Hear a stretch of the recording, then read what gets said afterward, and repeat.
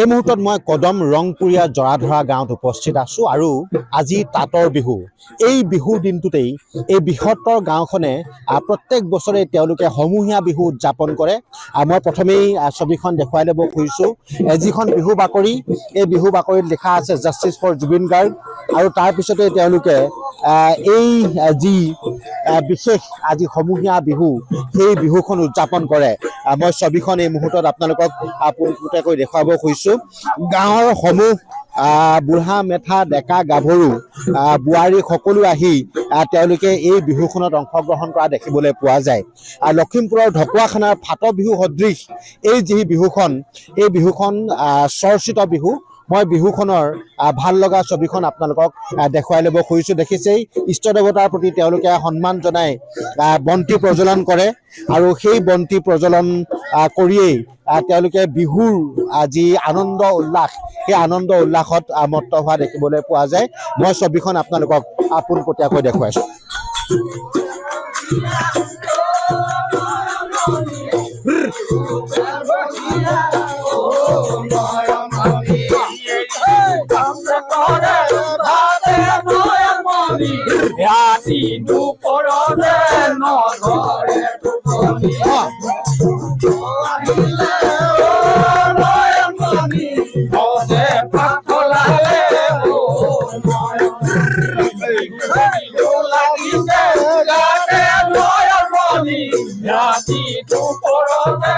আজি কেতিয়ালৈকে বিহু চলিব? আজি ৰাতি 7টালৈকে চলিব। 7টালৈকে বিহু চলি থাকিব নিশ্চয়। আৰু এই যিখন আমাৰ কদম ৰংপুৰীয়া জৰাধৰা গাঁৱৰ সমূহীয়া বিহুৰ এটা বিশেষত্ব আছে।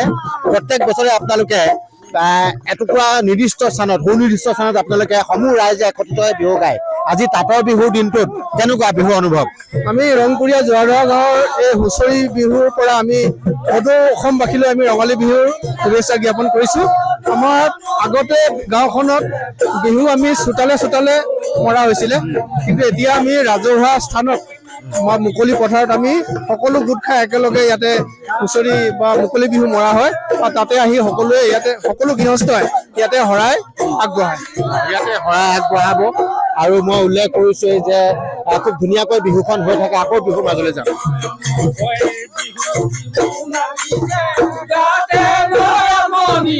ৰাতি দুপৰলৈ নধৰে টোপনি,